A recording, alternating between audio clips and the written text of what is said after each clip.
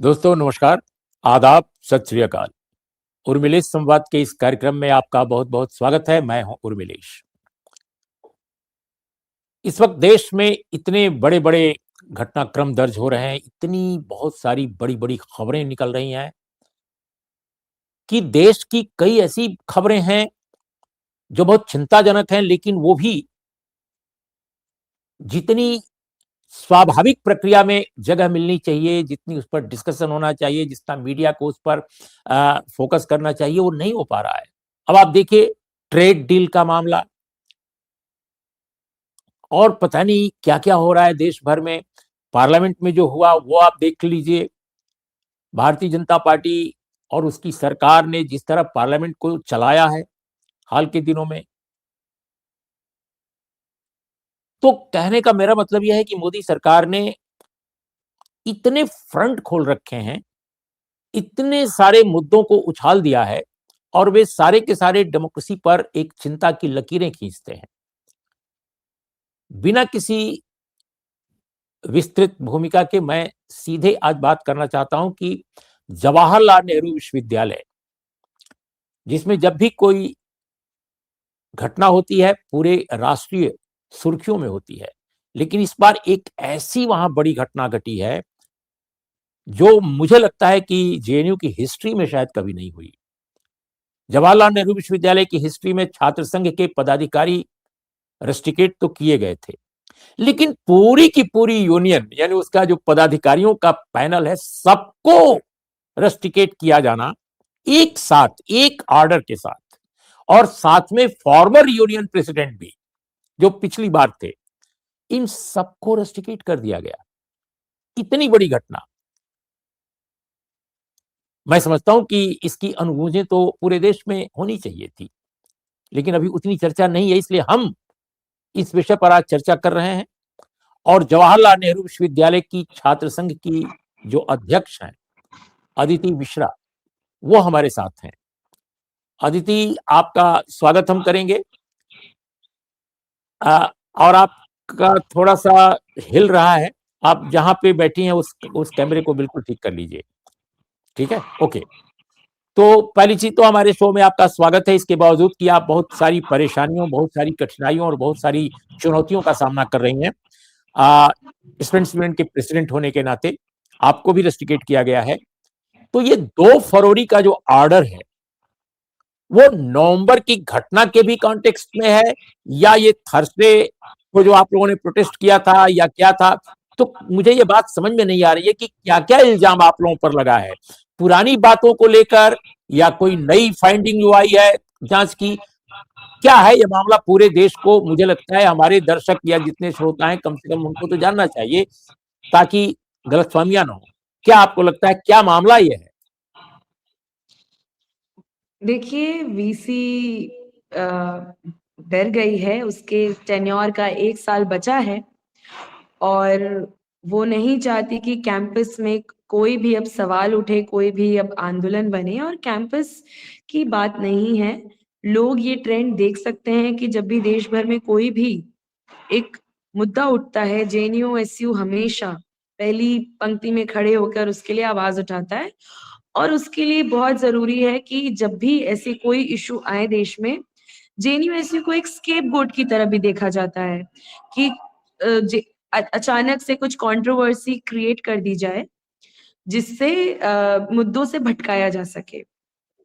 चाहे आप हाल ही में जो 5 फरवरी के स्लोगनियरिंग का इतना जो तमाशा बनाया गया था, उस समय भी आप देखेंगे कि अंकिता भंडारी, उत्तराखंड में जो अंकिता भंडारी का सेक्सुअल वायलेंस का केस है, उसपे इतना आउटरीच हुआ था या इंदौर में जो गंदे पानी को पीकर मौतें हुई थी, उसपे जो आउटरीच मेन स्ट्रीम में आ रहा था, उससे मुद्दे को भटकाने के लिए जेएनयू में कुछ नारे लगे, क्या लगा, क्या नहीं लगा, वो 2-3 दिन तक मीडिया ने वही दिखाया।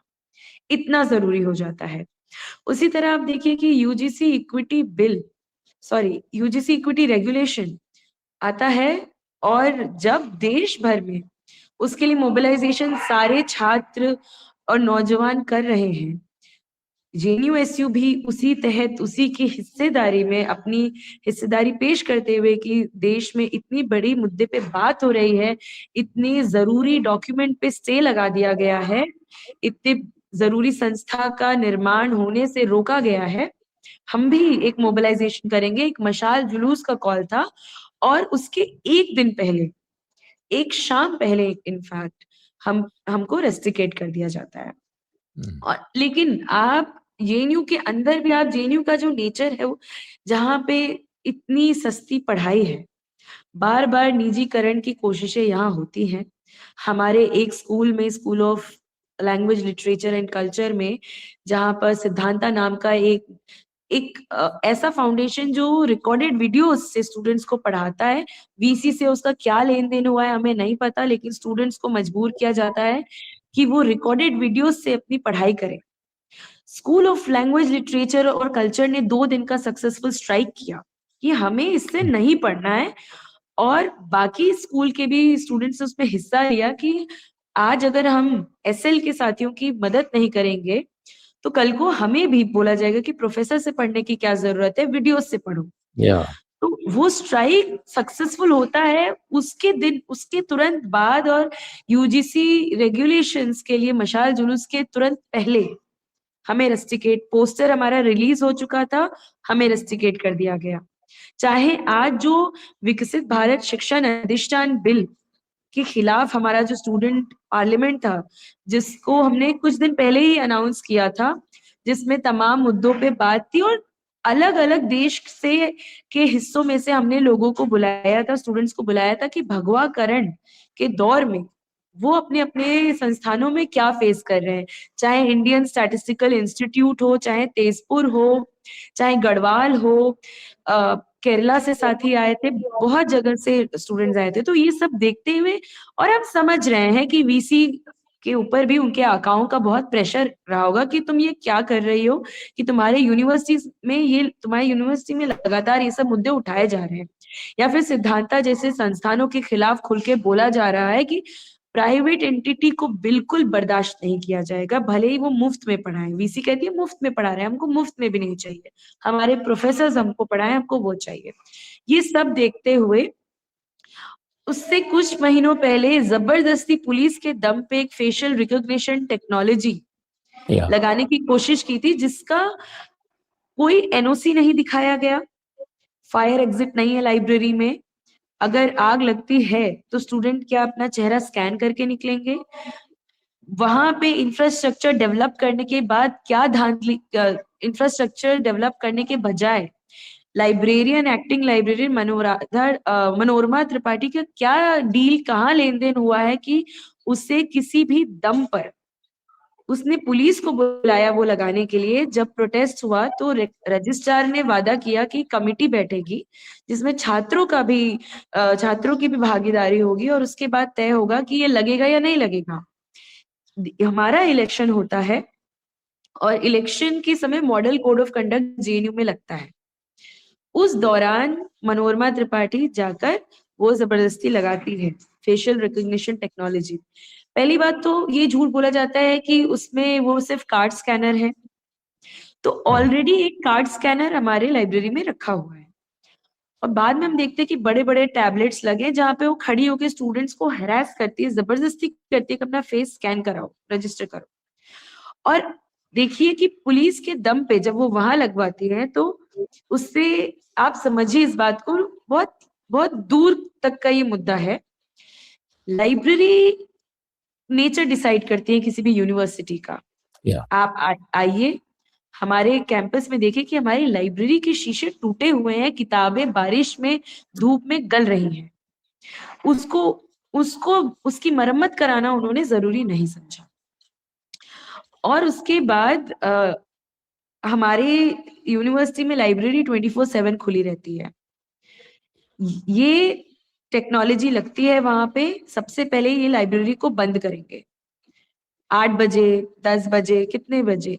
आज के दौर में इंसान, जो स्टूडेंट्स हैं वो 2 बजे तक पढ़ते हैं, 4 बजे तक पढ़ते हैं, सुबह 8 बजे तक पढ़कर वापस हॉस्टल आते हैं। रात भर लोग पढ़ के ढाबा पे जाते हैं, मोबिलिटी रहती है। कोई भी सेक्सुअल हैरेसमेंट का केस इस तरीके से नहीं होता है, लड़कियां सेफ महसूस करती हैं। ये वो हटाना चाहते हैं। वो गेट लग उस वहां गेट लगाते, उसके बाद हमारे हॉस्टल्स में गेट लगाते, हर जगह गेट लगता वो। उससे हमारी मोबिलिटी को वो लोग ट्रैक करते, हम कहीं भी नहीं जा पाते। और ये जो जेएनयू का एक पॉलिटिकल कल्चर है उसको खत्म करने की कोशिश की जा रही है, जहां सब सेफ और इंक्लूसिव महसूस करते हैं। वहां पे हमने कड़ी तरीके से उसका विरोध किया। उस वजह से हमारे ऊपर ये फाइन रस्टिकेशन वो इंक्वायरी है, लेकिन उसके बावजूद हम कैंपस में तमाम मुद्दे उठाए। उस वजह से टाइमिंग का इस्तेमाल करते हुए इस समय हमें रस्टिकेट किया गया। तो ये फेशियल जो रिकॉग्निशन जो मैकेनिज्म इनका जो लगा है, आई मीन जो भी इनका तंत्र है, वो किस तारीख की बात है जब इस पर दोनों तरफ से ये हुआ, विवाद हुआ? देखिए, ये 20 अगस्त से हो रहा है ये बात, ये पूरी कार्रवाई। और 21 नवंबर को प्रोटेस्ट हुआ था, उसका रिपोर्ट ये अब लाते हैं। ओके। टाइमिंग जरूरी है, ये क्रोनोलॉजी समझाते हैं ना अमित शाह, यहाँ पे भी क्रोनोलॉजी जरूरी है कि ये कब उसको लाकर हमको रेस्टिकेट करें, ताकि जो देश में तमाम मुद्दे चल रहे हैं। जेएनयू एसयू एक प्रोग्रेसिव, मुझे लगता है बहुत कम यूनिवर्सिटीज में एक प्रोग्रेसिव छात्र संघ है। और जेएनयू एसयू दिल्ली में उसका लीडरशिप करता, अच्छे से संगठित कर पाता, मोबिलाइज कर पाता, वो ना हो पाए रोहित एक्ट के लिए, यूजीसी रेगुलेशंस के लिए, इसलिए ये टाइमिंग देखकर हमको रेस्टिकेट कर दिया। मतलब आपका ये कहना है कि छात्र संघ के पदाधिकारियों के खिलाफ जो कार्रवाई हुई है या अन्य छात्रों पर जो फाइन लगाए गए हैं, ये सारी जो घटनाएं हैं, ये सारा जो एक्शन हुआ है, ये दरअसल आप लोगों की अगुवाई में जो छात्रों का बड़ा हिस्सा सोशल और जो एक्टिविटीज हैं और मुद्दों पर जो प्रोटेस्ट है, चाहे दिल्ली में हो या कहीं भी, उसमें जो पार्टिसिपेशन है आप लोगों का, उससे नाराज होकर एक बहाना केवल बनाया गया है किसी एक मुद्दे का, लेकिन ये दरअसल टोटलिटी में कि आप प्रोएक्टिव इतने क्यों हैं, आप सामाजिक न्याय के मुद्दे तक पर क्यों आप जा रहे हैं। खासकर यूजीसी की बात मैं कर रहा हूं, यूजीसी जो रेगुलेशन आया उस पर बहुत एक्टिव भूमिका आप लोगों की थी। तो इसका मतलब ये एक बदला सा लिया गया है आप लोगों के साथ। बेशक आप देखिए कि इसी कैंपस में कुछ पिछले सेमेस्टर के बाद के जो रिजल्ट्स आए, तमाम स्कूलों में ये हुआ। एक स्कूल में 3 साल से होता आया, हमारी नजर में अभी आया, 6 स्टूडेंट्स को 2 महीने के सेमेस्टर के बाद ही साइंस के उसमें फेल कर दिया। उन 6 में से 5 महिलाएं हैं। एक जो मेल स्टूडेंट वो ओबीसी कम्युनिटी से आते हैं, वो 5 महिलाओं में एक पीडब्ल्यूडी और 4 दलित महिलाएं। ये इत्तेफाक नहीं हो सकता। और वीसी हमसे मिलने के लिए बिल्कुल मान नहीं रही थी। तो हमने उसके ऑफिस के सामने हम 2 दिन बैठे रहे कि मिलना पड़ेगा आपको। और तब वो मिलती हैं, ये अभी नवंबर के आखिरी के दिन में हुआ। वो उनको मिलना पड़ता है हमसे, वो मिलती हैं, कमिटी बनाती हैं, और 23 जनवरी को वो कमिटी बनती है। 24, 25 और 26 छुट्टी थी, 27 को उनको एडमिशन देना पड़ता है, वापस प्रमोशन नेक्स्ट सेमेस्टर में देना पड़ता है। सिर्फ इतना ही नहीं, देखिए निजीकरण की तरफ बढ़ने की पूरी प्रक्रिया चल रही है। उसी में एक समझदारी बनाने की हमारे कैंपस में भी कोशिश की जा रही है कि हॉस्टल जरूरी नहीं है। मतलब जिम्मेदारी नहीं है ये प्रशासन पे कि वो सबको एक रहने की जगह दे, जबकि जेएनयू में ये एक समझदारी है कि आपको हर स्टूडेंट को जगह देना है, हर स्टूडेंट को रहने की जगह होनी चाहिए। तो ये बार-बार हर सेमेस्टर प्रोटेस्ट करता है यूनियन, और हर सेमेस्टर जो है एविक्शन नोटिस ला देते हैं सीनियर रिसर्च स्कॉलर्स पे, जो कोविड के टाइम, कोविड में उनका कुछ साल ज़ाया हो गया था उस समय, इसलिए अभी उनको एक्सटेंशन मिला है। वो अपना इस समय जब वो अपना चैप्टर लिख रहे हैं, थीसिस लिख रहे हैं, तब बार-बार उनको ये धमकी, एविक्शन नोटिस, उसके लिए भी हमने हम एक प्रोटेस्ट करते पिछले यूनियन ने भी किया था। ये सारी चीज़ें एक समझदारी बनाई जा रही है कि आप आवाज़ उठाएँगे। कई जो साथी हमारे हैं, 8 साथी, उन पे 19,000 का फाइन स्लोगन लगाने के लिए, उनके ऑफिस ऑर्डर में बाकायदा लिखा है कि आपने स्लोगन लगाया, ताली बजाया, इसलिए प्रोटेस्ट साइट पे खड़े थे, इसलिए 19,000 का फाइन। 19,000 का, जी जी। तो एक समझदारी बनाने की कोशिश की जा रही है कि मुफ्त में पढ़ते हो तुम लोग, तुम लोग का अधिकार नहीं, शिक्षा एक अधिकार नहीं है, शिक्षा एक लग्जरी है। एक बेहतर डिग्निफाइड शिक्षा एक अधिकार नहीं है। अगर तुम कम पैसे में दे के पढ़ रहे हो, सरकारी यूनिवर्सिटी में पढ़ रहे हो, तो तुम्हारी इंफ्रास्ट्रक्चर जर्जर व्यवस्था में होगी, उससे तुम्हें बुरा नहीं मानना चाहिए। ये वीसी कहती है, कह चुकी है कि 10 रुपए में पढ़ते हो तुम लोग, पता नहीं 10 रुपए की फीस कौन देता है, बट 10 रुपए में पढ़ते हो तुम लोग, तो तुम लोग पानी क्यों मांग रहे हो? और पानी मांगने के लिए भी इस यूनिवर्सिटी में फाइन लगाए लोगों पे, मैनुअल स्कैवेंजिंग के खिलाफ प्रोटेस्ट करने के लिए भी फाइन लगाए लोगों पे। तो ये चीफ प्रॉक्टर्स ऑफिस का एक मैनुअल है, सीपीओ मैनुअल, जो जिसकी वर्ड बाय वर्ड हम माने तो इस यूनिवर्सिटी में आवाज उठाना ही गुनाह है। और अब वीसी, मुझे ये लग रहा है वीसी डर गई है। कोई बात नहीं, अभी तो शुरुआत हुई है। अभी तो आगे हमारी यूनिवर्सिटी में हमारे छात्रों की बहुत सारी मांगे हैं, हम उसको आगे लेकर जाएंगे और अभी आगे भी संघर्ष होगा। बिल्कुल, छोटे-छोटे 2 सवाल और, इसके बाद आप जो और कहना चाहेंगी आप स्वयं कह सकती हैं कि स्टूडेंट कम्युनिटी जो है, आपके यहाँ छात्र समुदाय जो है, उसमें एबीवीपी है, कांग्रेस की यूनियंस हैं, संगठन हैं, लेफ्ट के हैं, इंडिपेंडेंट कुछ ग्रुप्स हैं। ओवरऑल आपके विश्वविद्यालय में जो छात्र समुदाय है, उसका क्या रिस्पॉन्स है, क्या रिएक्शन है इस मुद्दे पर जो पूरी की पूरी यूनियन को ही रस्टिकेट कर दिया गया है? ये तो अनप्रेसिडेंटेड है, तो इस पर उनका रिएक्शन क्या अभी तक दिखाई दे रहा है? देखिए, बहुत लोगों का नहीं पता, एबीवीपी का नहीं पता, लेकिन बाकी सारे जो भी प्रोग्रेसिव विचारधारा से जो भी ऑर्गेनाइजेशंस आते हैं वो हमारे साथ हैं। हमारी ऑल ऑर्गेनाइजेशन मीटिंग्स होती रहती हैं, आगे किस तरीके से हमें मूवमेंट खड़ा करना है। इस रेस्ट्रिक्शन को हम भी एक अवसर के तौर पे देख रहे हैं, हम एक स्प्रिंग की तरह देख रहे हैं कि आप हमें कितना नीचे दबाएंगे, हम उतनी ऊंची छलांग लगाएंगे। सब लोग, सब यूनिवर्सिटी के छात्र हमारे साथ हैं, और अब वीसी हमारे सवालों का जवाब दे या हमें इस्तीफा दे। तो अभी जो आपकी छात्र संघ को इन्होंने रस्टिकेट कर दिया, सारे पदाधिकारियों को रस्टिकेट कर दिया, तो पूरी कम्युनिटी को, स्टूडेंट कम्युनिटी को रिप्रेजेंट कौन करेगा एडमिनिस्ट्रेशन के सामने या अदरवाइज भी कहीं भी? क्या इसके लिए कोई वैकल्पिक एक इंतजाम वाइस चांसलर की तरफ से या एडमिनिस्ट्रेशन की तरफ से कोई प्रपोजल आ रहा है? क्या कोई अल्टरनेटिव यूनियन या कोई क्या होगा? क्या इलेक्शन फिर से होगा, मिड टर्म पोल होगा, क्या होगा अगर रेस्ट्रिक्शन वापस नहीं लेते हैं तो? देखिए, एक डर हमारा ये भी है कि 2 सेमेस्टर के लिए हमें रेस्ट्रिकेट किया है। ये चाहते तो 1 सेमेस्टर भी कर सकते थे, लेकिन 2 सेमेस्टर करने का एक और षड्यंत्र यही है कि यूनियन को ही खत्म करना है। जेएनयू की प्रक्रिया ऐसी है कि अगले इलेक्शन के लिए हर स्कूल में जीबीएम होता है और यूनियन के पदाधिकारी वो जीबीएम की प्रक्रिया में लेकर जाते हैं।